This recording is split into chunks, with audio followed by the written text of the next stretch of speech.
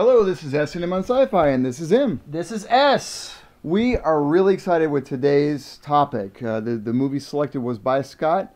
Scott, would you tell us what you picked and why you picked it? I picked World War Z. Now, believe it or not, like every episode we've done, I am going to have to mention Wil Wheaton. The reason is a long time ago, Wil Wheaton posted on his social media a preview for the movie World War Z and said, and I quote, well, I'm not going to quote because I don't remember it, but he had some very negative things to say about the preview because it looked absolutely nothing like the book, and he was a little upset about it. Anyway, because of that comment, I went out and read the book, and then I wanted to see the movie and talk about the movie. Now, Em, you haven't read the book. Correct. Okay. So that's going to be kind of fun. We're going to talk about the movie from a book point of view and a non-book point of view. So we're going to see kind of what we thought of the movie as far as zombie movies in general. I got a quick question for you. This is a spur-of-the-moment question. Do you think that his blog or whatever, the article you read, influenced your opinion of the movie or the book or both? Because it set some preconditions, didn't it? Yeah, he did. And then, but they were only reinforced by reading the book and then watching the movie. While he helped, he wasn't wrong. Okay. Interesting. Right. I hate to come out with that before we watch the movie, but that's what I felt like, is that while yes, I went in there thinking one thing, it only got reinforced by having seen it. So. Now, in general, movies that are based on a book that you haven't read yet, do you usually run out and read the book before you watch the movie? Yeah, actually I do. When I saw that Jurassic Park was coming out years ago, the movie was coming out, I immediately went to my local library and I found a copy of the book and I read it. And I read it inside, I want to say month and a half, 2 months. I mean, it was quick. It was a quick read. There's a couple of books out there that I have. There's a couple of movies that I've never read the books. For instance, the entire Harry Potter series. I've read 3 of the books after I saw the movies. So, I mean, that seems... Now, do you go out and read the books before the movie? I have only read a book before a movie deliberately on 2 occasions. I read the Island of Dr. Moreau before the version that came out of, I think it's like 10 years ago now. With Brad Pitt or whoever? Actually, I don't Or Val Kilmer? Yes, I believe you're right. And then there was another, it was a obscure kind of Disney make of Tuck Everlasting. Oh, right. And I don't remember why I thought that was a good idea to read it first, but I did. I have read movies or books before movies, such as... Accidentally. Right. I read the first couple of Harry Potter books because they were brand new and they hadn't made movies yet. But it wasn't because they were about to make a movie. And I'm glad you asked me because... oh, by the way, and I've read several books after post facto. Indiana Jones, for example, but that was a novel based on the movie. Oh, okay. It was a movie that came out after the book, right? Or after that. Yeah. And but I asked you because I wanted to know: do you feel, and this we're gonna bring this back up later. Do you feel that the expectations set by a novel that is written or a movie or work of fiction before a movie comes out, do you feel that sets expectations that are generally going to be met or not going to be met by a movie version of that book? Absolutely. Every book I have ever read that has then come out with a movie, whether I read it first on purpose before the movie, or it was a book long before it was a movie and I just happened to read it. Congo, The Spear, Michael Crichton books, obviously. Every time I've done that, I felt like I was disappointed by the movie, and for different reasons. And I think the biggest reason is, with books, there is no limit to the amount of storytelling that you can put in there. In fact, if you don't have a good story, you have no basis for a book. A movie, you don't need a good story. You can just throw something up on the screen, people are going to pay money, and they're going to go see it. And honestly, I liked the movie Jurassic Park. It was a good movie.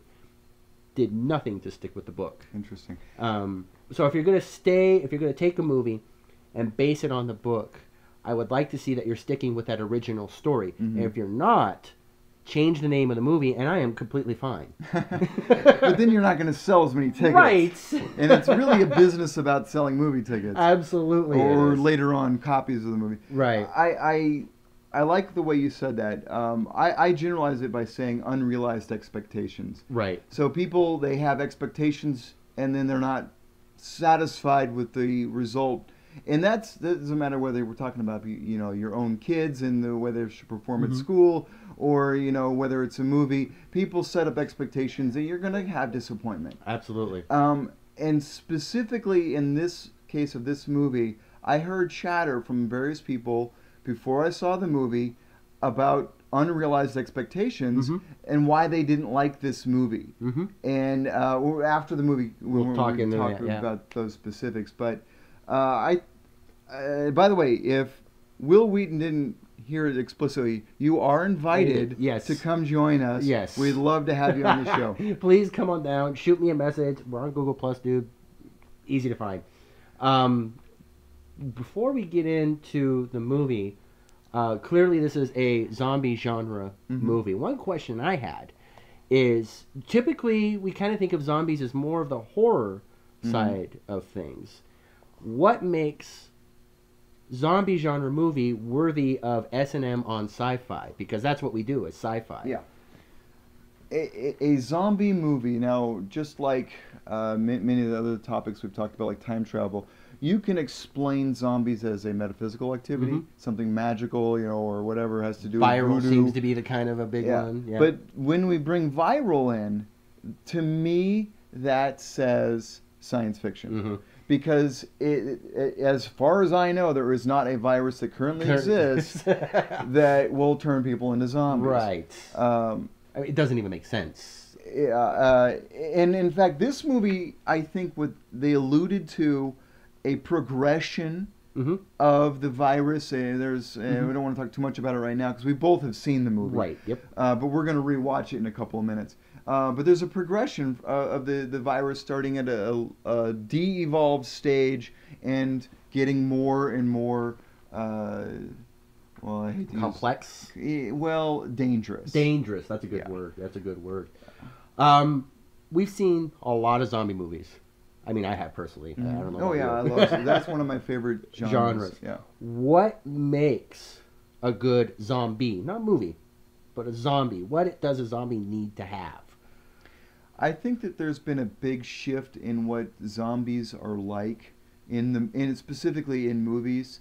The typical zombie was a slow-moving brains, whatever, with arms stretched out, and the mass horde of them and the inability to stop them. You cut limbs off, whatever, they still would, head off, and they could still bite you, they could still scratch you, whatever.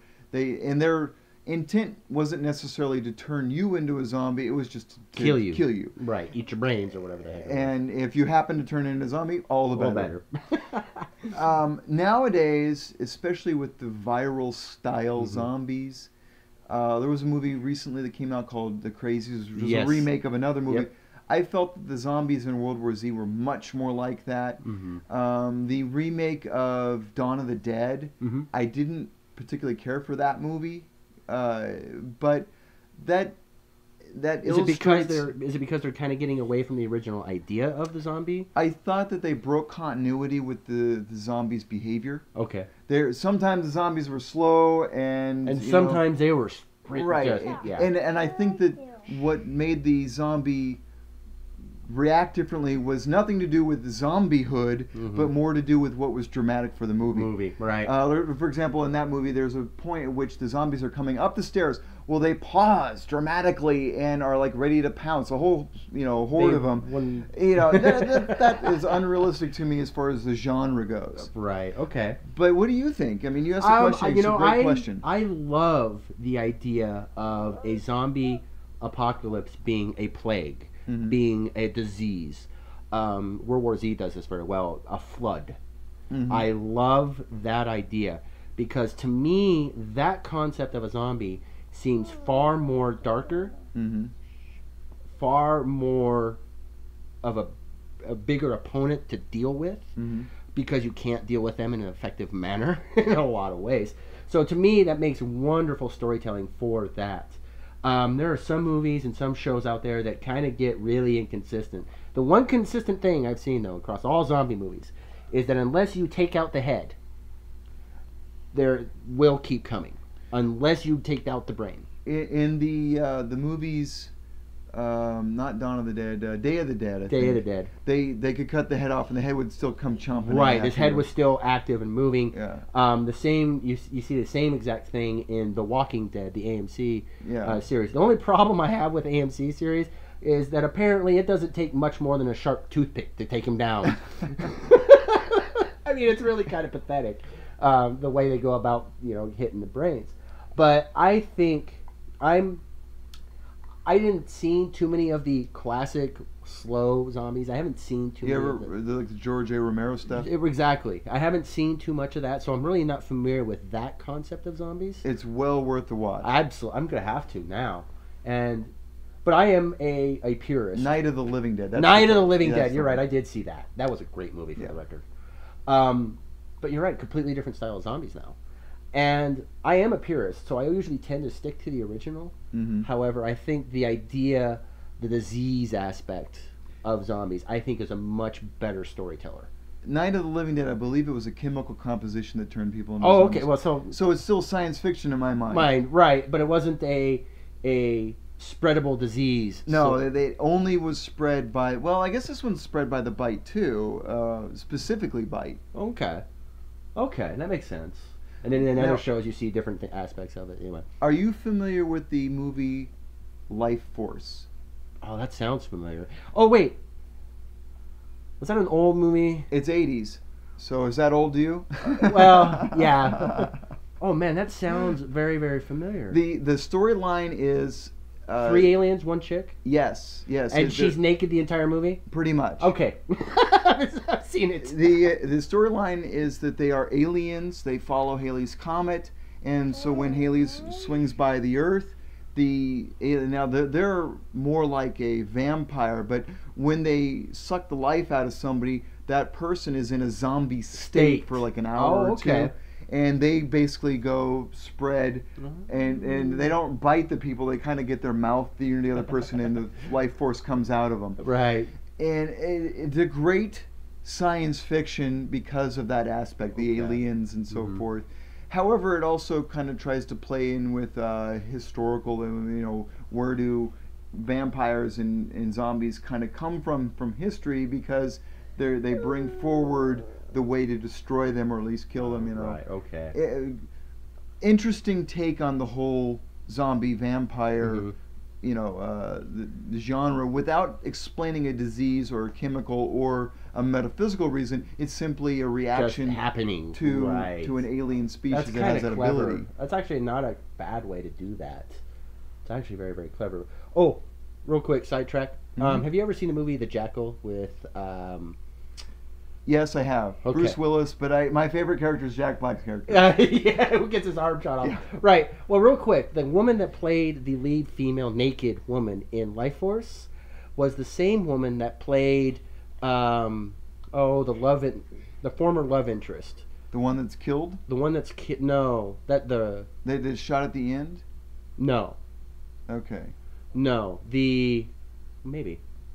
All right, remember when McQueen...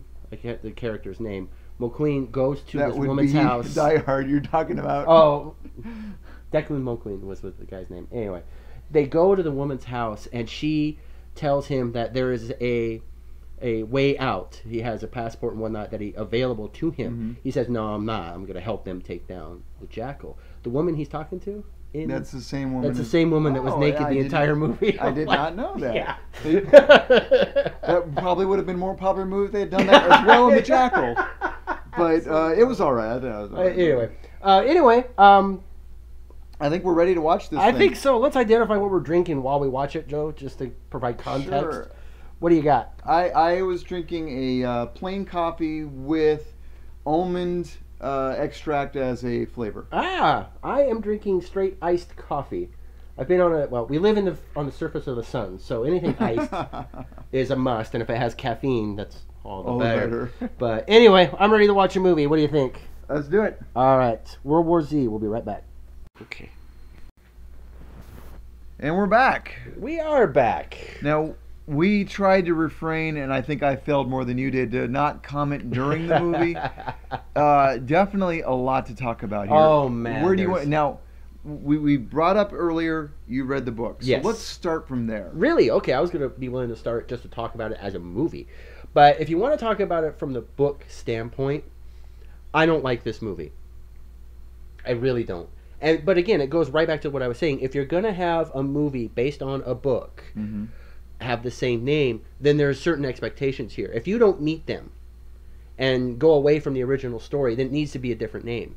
It's exactly what I think is the case with this movie. It needs to be a different name. Now, my understanding is the number one difference is the chronology. Well, there's more than that. For instance, the book doesn't have this character at all. The main Okay. character being Jerry. Jerry, played by Brad Pitt. The book is more... The book takes place 10 years after the start of the zombie war, they call it, the apocalypse. And this is the very beginning. This of is it. the start of that Right. war. The book takes place, the author, it's told kind of in the first person. It's this guy going to different people's different locations, getting their story of the zombie war. Now, is he a UN inspector? No, he's just kind of a guy looking for material resources to Mhm. write up an after-action report type Right. deal. Okay. And chronology is a little bit interesting. For instance, in the book, it starts off with Patient Zero.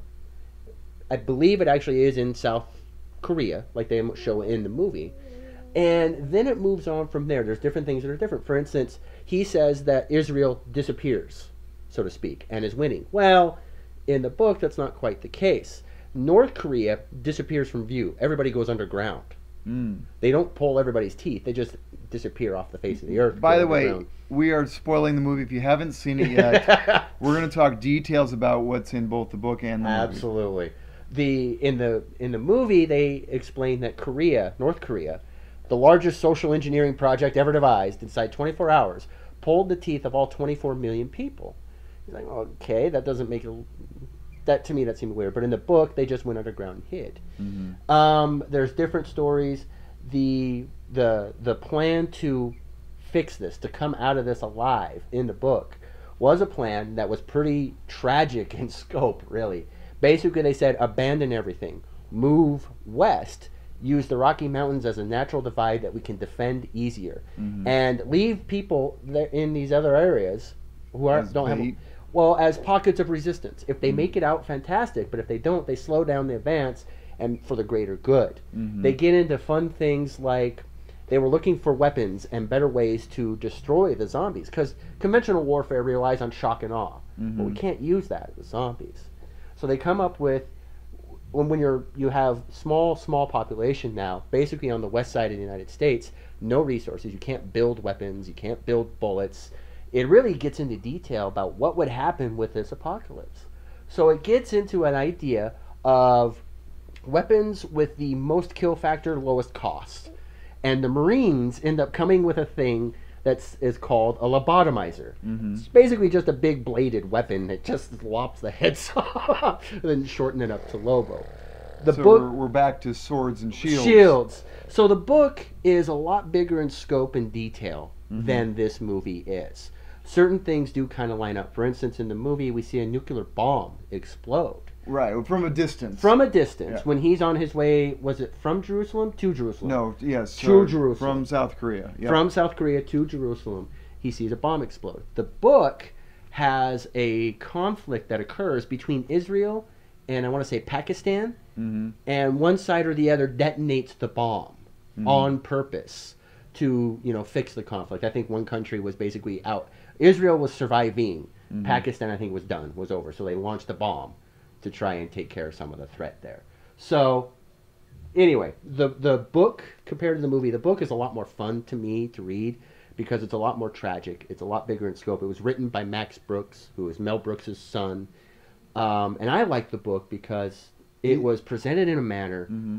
of a disaster. You apply this scenario to any disaster that you can think of, and you come up with the same kind of results. Now you said fun.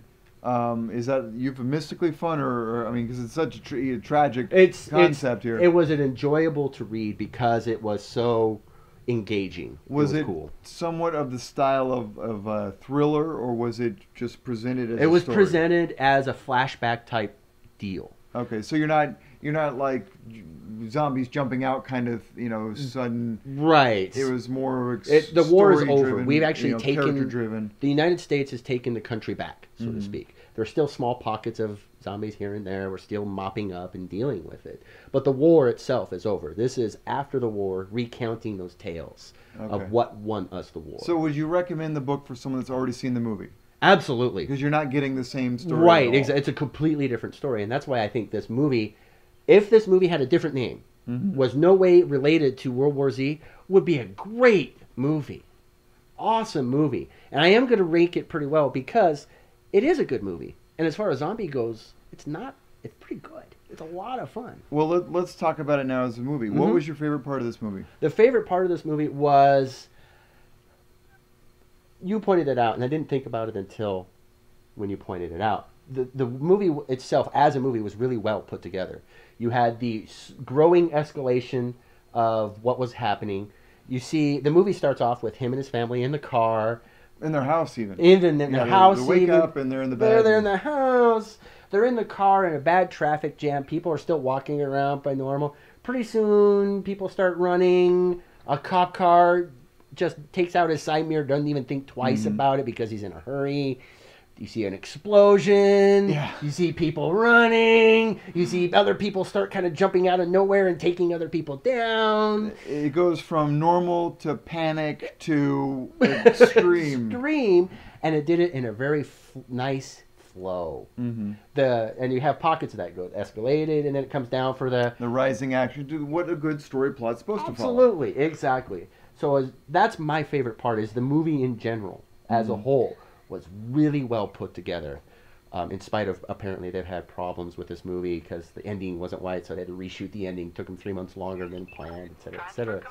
So it was really good in that respect. The zombies themselves, pretty well put together. A lot of things that they did, I think, took some liberties with zombies. But anyway, what do you think of it? Well, as far as like my favorite part of the movie, the movie did a great job of taking some encapsulations of other zombie movies that I like. You have at the end where he's in the corridors of the hospital, the World United Research Health Center. Organization Research Center, and that kind of creeping around. But at the beginning of the movie, you have where they're just running from the hordes, and they're trying to escape. And in the middle, you've got a little bit of a different situation. And I like that they took different classic zombie scenarios, Right. and were able to make it into a string of movies. Melded into one. And we already talked about the story itself. So if I had to pick one particular scene that I thought was really well done, as far as like a zombie section goes, I like the running through Jerusalem section. Yes. Although there were, and we can talk about continuity a little bit later, but I didn't think it was exactly continuous as much as I would have liked. Right. But I like that as a scene. It was a fun action scene. Right. Right. With a lot going on. Yeah, and it ends. I think the way that scene ends is very well done as well. Absolutely. With them taking off in a plane. Yeah. Yeah. Right. I also like in that scene, we brought it up, the guy he arrived to Jerusalem. First off, they have a big C-130. Yeah. To two guys who land in Jerusalem. Understandable, South Korea kind of went bad, so only two guys made it off the ground, I get it. But they land in Jerusalem, and at the sign of bad things, the minute something bad goes on, That guy takes off. the pilot of the plane, he's out of here. He's No massive- destination, no co-pilot. No, no didn't even fuel, try to help no. a soul. He could have got 40, 50 people on the plane. I would have been happy had he said got one and things went bad. But no, I'm out of here. See you later. Oh. I almost think that it would have made sense that they being like the government of Jerusalem, whatever you want to call it, Israel, whatever they call their government at that moment in that movie, and required that pilot to have taken refugees. Absolutely. You know, something. If you're going to take off, you get a low. Here's 10 Yeah. people. But let's talk about some of the continuity issues. When we were watching the movie, that early scene where the cop is telling Jerry, Stay in the car. Stay in the car. You see him getting into the car, and then the perspective changes to inside the car, and there's a difference of like 2-3 3 seconds, right? And whammo, the cop is hit by this No dump truck. sign of this truck before it gets slammed. Right, but when you're looking down the street from the other angle, just a few seconds before, Right. Nothing. and there's a line of cars. You would have heard it. It would have been crashing into things. I mean, I'd like to think that many cars probably would have stopped that truck cold. It had it hit enough of them. Yeah, but I do think that scene starts showing, not just telling, but showing Jerry's character. And how bad things are.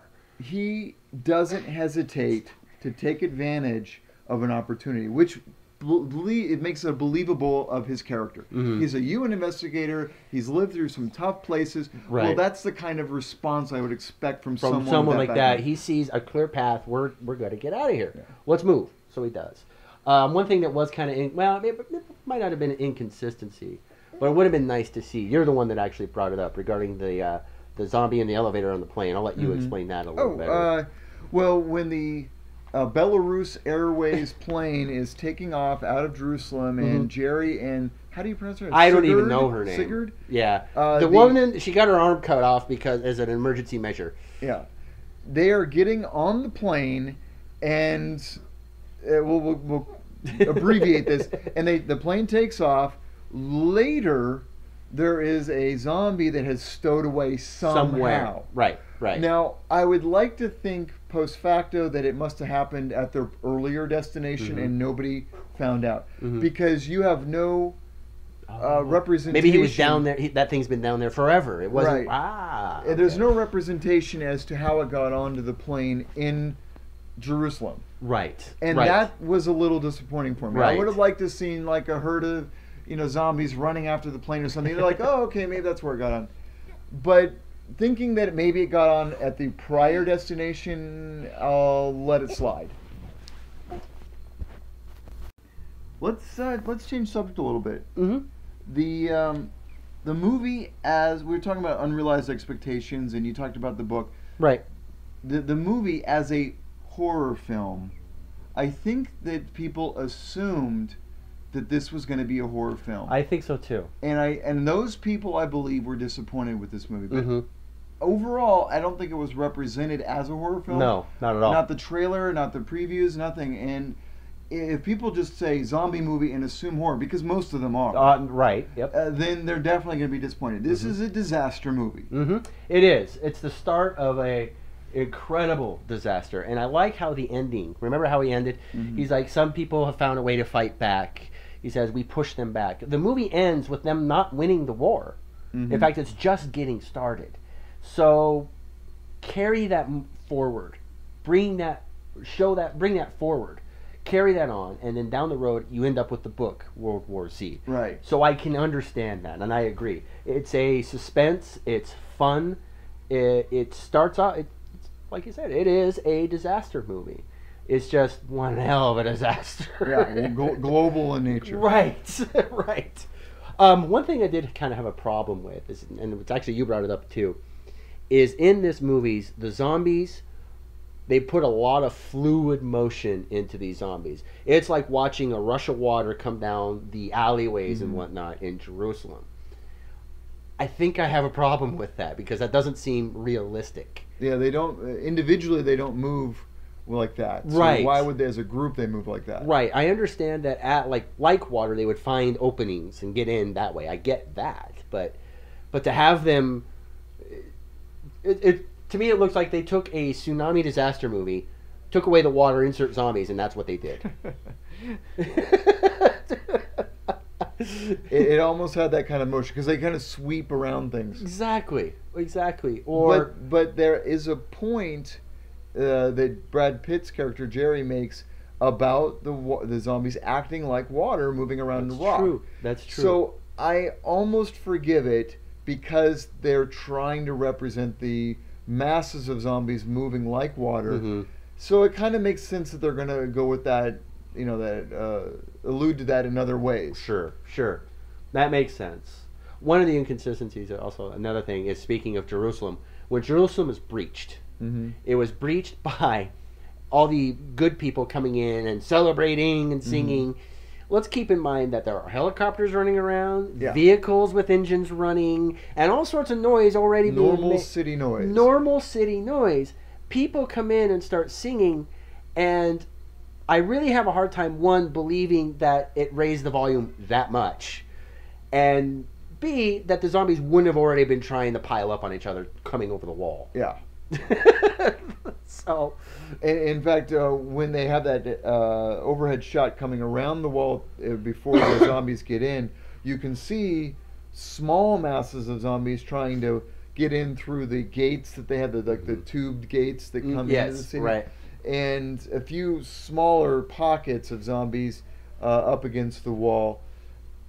I don't necessarily disagree that there might have been a catalyst. For them to try to swarm the wall. I just agree with you that didn't seem like that would have been the point. They should have been already doing it if that was, yeah. Let's talk about that wall, though. I knew you would bring that wall up. You know what? For those of you that haven't seen the movie, the wall we're talking about is in the story. Jerusalem built or finished a wall inside of a week to completely surround and encase the city of Jerusalem, and they were bringing people in through the wall to bring them out of danger, so to speak. So the wall, let's talk about that wall. First of all, we have no idea how people get into the gated tunnels without zombies getting in with them.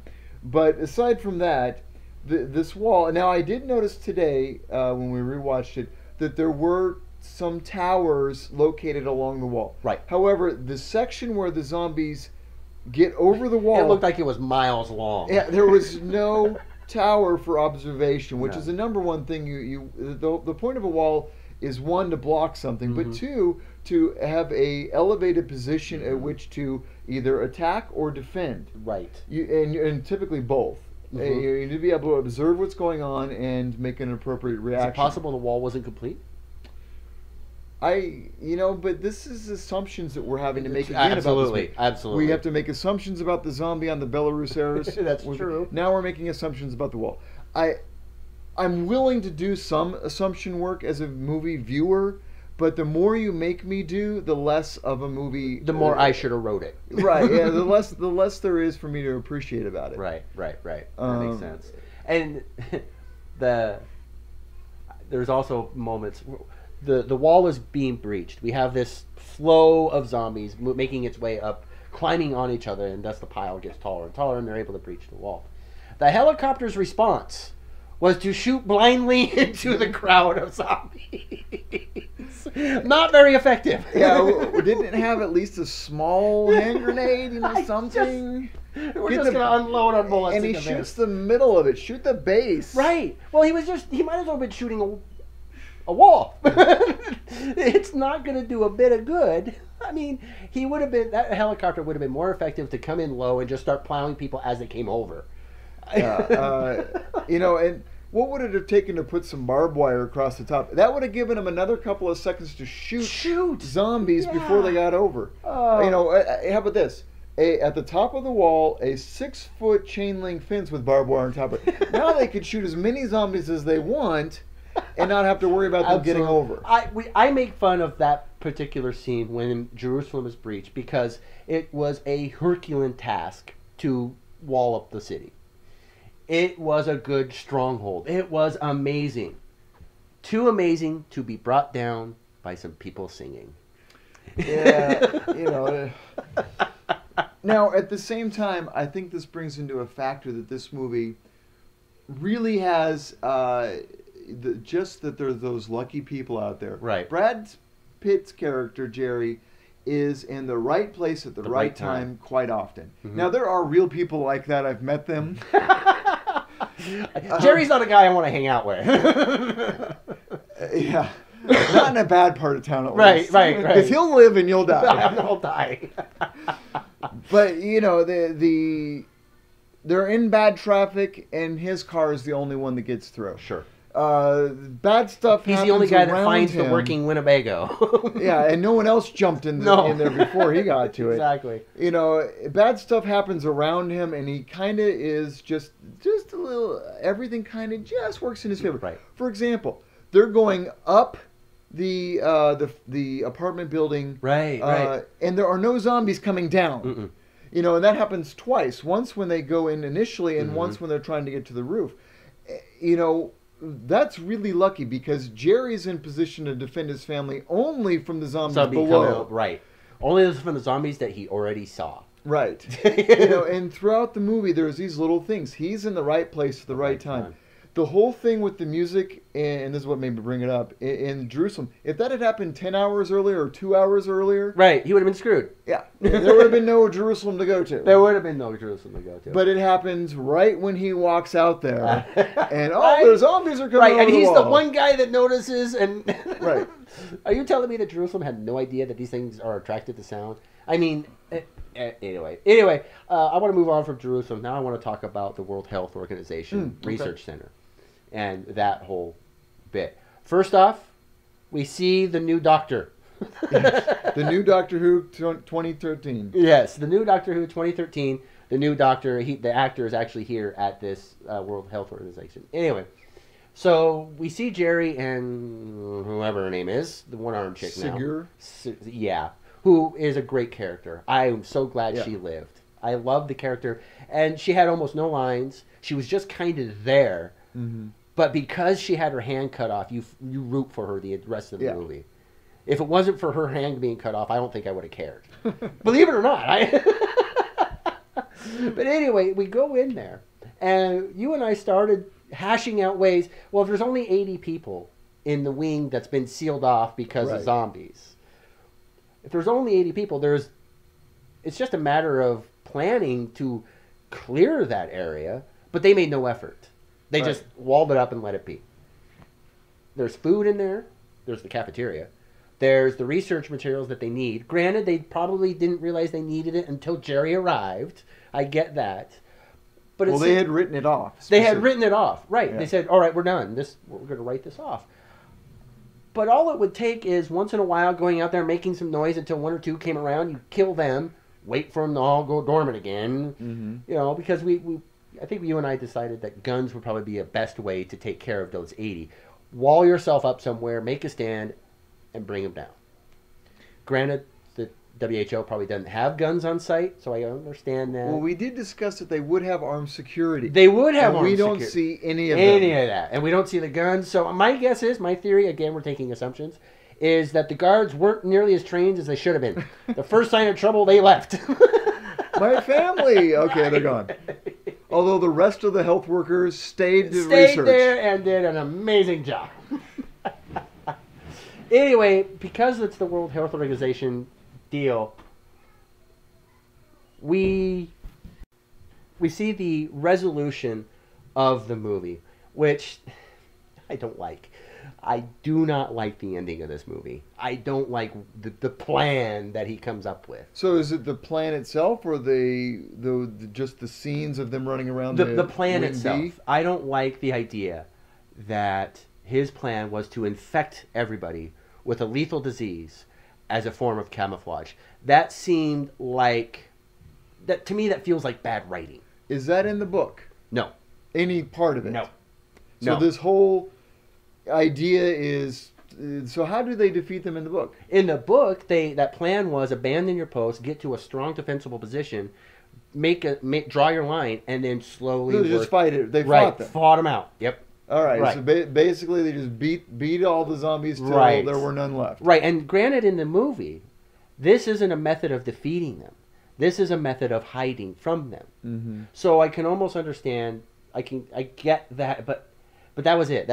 We're gonna hide See, from them. Now we can work our way back. I thought it was really clever because they gave you little pieces along the way of the movie, starting from the The guy standing out front of the apartment building, just oblivious to it all. Right, he's drinking. Or whatever. You know, they gave you some clues along the way. Now, some of the clues were a slap in the face, obvious, Mhm. but you know, they led up to it. And then when Sagira gets her arm cut off, Right, you know, at the right. wrist.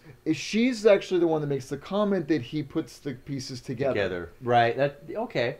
I think I would have liked to have seen her been the one infecting herself at the end of the movie, though, just to prove that was right. I think that would have been great, just to make that character much, bigger, better. Whatever. Mm. Of course, it had to be Jerry that does it. I mean, that's how you write movies. Yeah. So, but what do you think? As a zombie movie in general, was it a good movie? Yeah. If I compare it to other zombie movies that are big name zombie movies, not all the myriad of Right. mid-level and low-level zombie type movies, I definitely liked it a lot better than some of the more recent ones. Now, in my opinion, The Crazies was kind of a zombie movie. The remake that came out recently, the remake of Dawn of the Dead, definitely a zombie movie.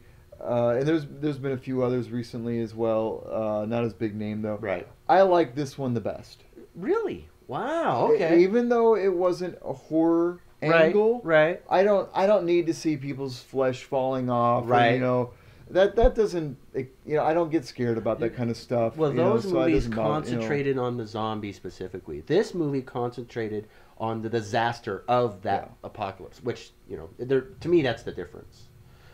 But now, if we look at it as a disaster film, how do you think it rates? I think it rated fairly well. So you got Armageddon, you got Armageddon to me Deep was Impact, you got Independence 2012. Day, 2012. As a disaster movie compared to other disaster movies, I think was probably the second best movie I've ever seen. The first best disaster movie I've ever seen was Where the Comet Hits Earth.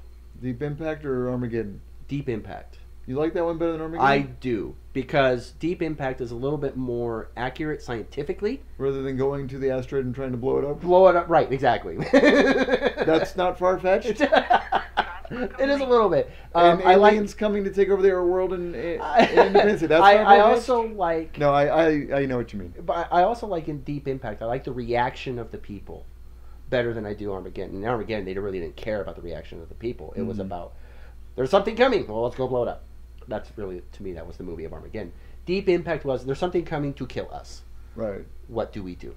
And in this movie, as a disaster movie, was the exact same thing. Was, how do we deal with this? And the movie is from the standpoint of Jerry trying to find a fix, a cure. Let's resolve the problem. Yeah. Well, it turns out the fix isn't so easy, and he realizes that, and that's how he realizes that he can hide using diseases. So I get that.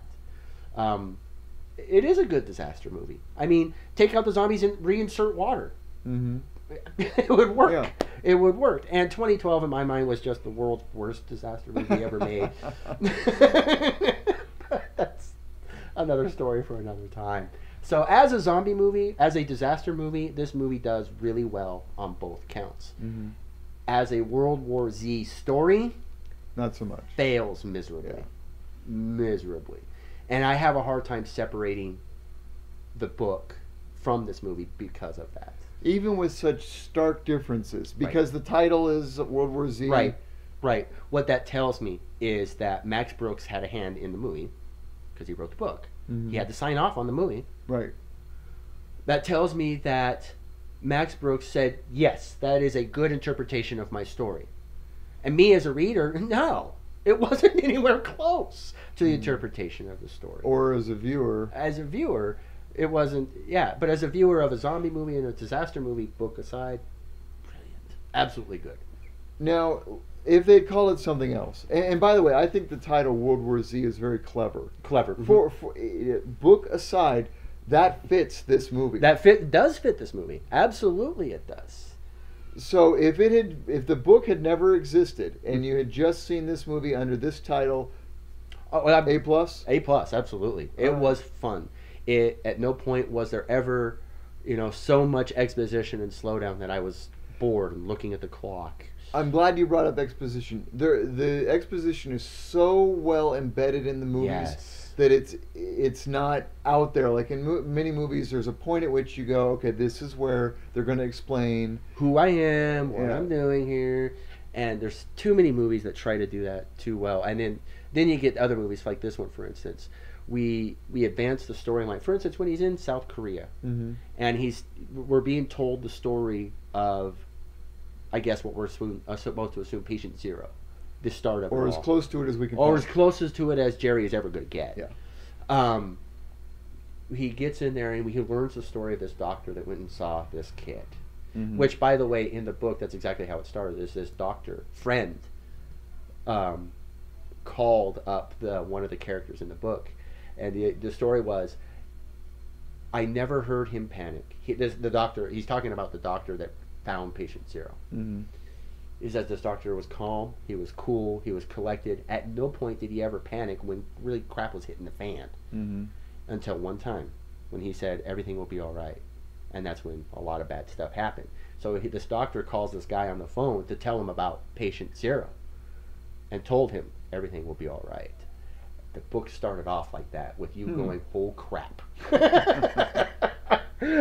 So I like how they show that scene in South Korea, and it's there's no action, it's exposition, but they're kind of doing a flashback type deal, Right.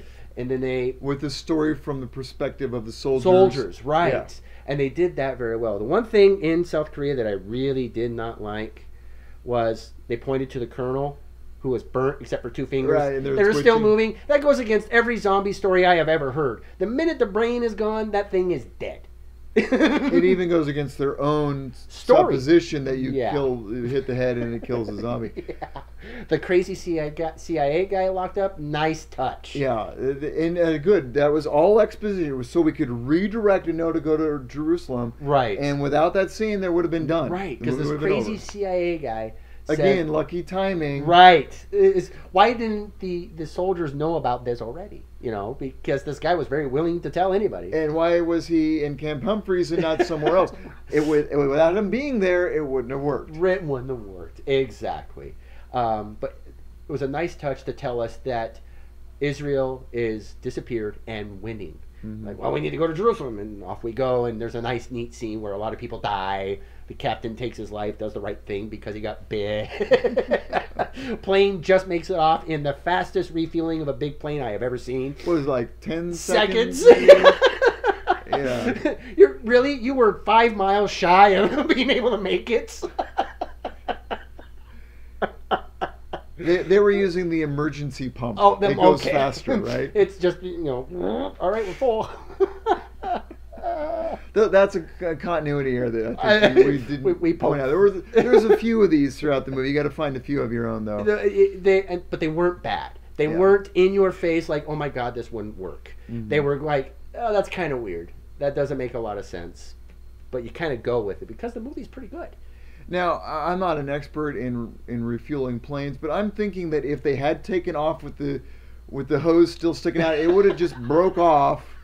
They should have just gunned they it. would've They would lost have had some an extra fuel. guy on the plane. They probably wouldn't have been able to go as far, but I think that it still would have worked as far as getting off the ground and flying some distance. You wouldn't be taking the fuel tank with you. I would have ripped it. The hose would have ripped It would have or come something. off at the connection of the hose. And maybe I'm wrong. Maybe it would have tore the whole side of the plane apart. I don't know, but I just don't think that's that as seems like likely. a horrible design flaw. I mean, because let's face it, you and I have done it one time or two. We left our gas cap open. People have left their the hose in their. I have never done that, for the record. I haven't either, but there are video of people who have. Are you telling me that engineers for the plane said, what if the pilot forgets to pull it out of the gas tank? That'll never happen. That'll never happen, right? All right. I am ready to give this a rating. How about you? There was one more thing I was waiting to bring okay. up. Now that we've laughed here a minute, let me see if I can recall what it was I was going to say. Let's think here.